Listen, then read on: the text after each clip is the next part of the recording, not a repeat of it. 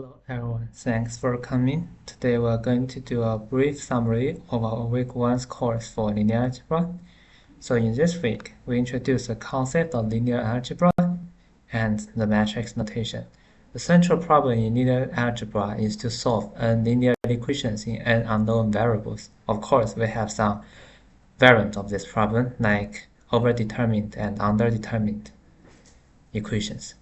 There are two viewpoints. One is the row view. Each equation, we treat each equation separately, as the solution is where the solution intersects. The column view. The column view is to say that the right-hand side is a linear combination of the column vectors that we are going to find the coefficients. We are using the Gaussian elimination to solve the linear systems. Basically, we have the forward elimination to convert the original system into a triangular system. Then we apply the backward substitution to get the solution. In Gaussian elimination, we need the pivots to determine if we can find the solution. If we have all pivots non-zero, then there is a unique solution. If we have 0 pivots, then we need to perform some row exchange, or the system will break down and we may no longer have solutions. Linear algebra basically unifies algebra, geometry, and numerical computation. So first, we talked about the Gaussian elimination to solve n linear equations in n unknowns. The Gaussian elimination has two stages. One is called forward elimination to eliminate variables below pivots to convert the original system into a triangular system. Then, backward substitution, we solve for the last variable to the second last variable, then to the first variable, in order to solve the resulting triangular system. The pivotal is a leading non-zero in each row. Ideally, we have the pivotal on the diagonals, so we can convert the original system into a diagonal system. If we have n non-zero pivotals, then the matrix is full rank, and the system is non-singular. In this case, the solution is unique.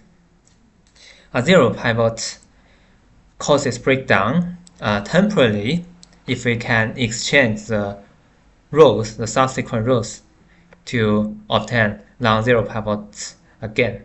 However, the breakdown is permanent if we discover that the system is singular and there is no solution. So what is the cost in computation for doing the Gaussian elimination? The elimination is best recorded using the augmented matrix. So the forward elimination dominates the computational cost. Roughly speaking, the computational cost is 1/3 n cubic for left-hand side operations. For the right-hand side calculation, the computational cost is approximately n squared. So the total cost is governed by the cubic term. So the Gaussian elimination scales like big O n cubic. So we can see that it is very relatively expensive, and this will be discussed more in numerical linear algebra course.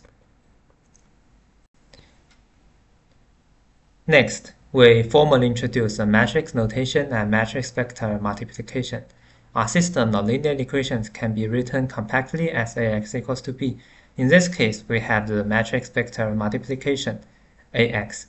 From the row viewpoint, each column of Ax is an inner product of a row of A with X.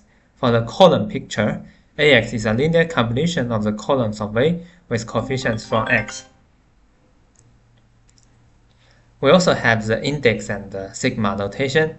The ith element in Ax is this summation, the summation of Aij, where j ranges from I to n. Aij indicates entries in matrix A in the ith row and j's column.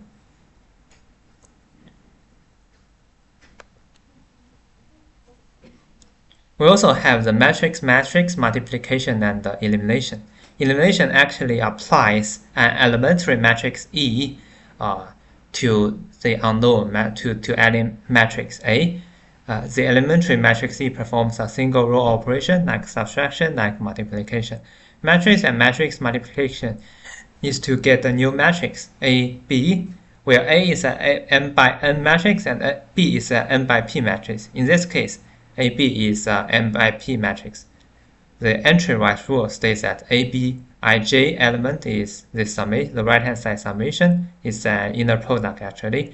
The column rule states that the columns of AB actually are linear combinations of columns of A. Matrix multiplication is also associative but not commutative, which means AB does not necessarily be equal to BA. Thanks for listening.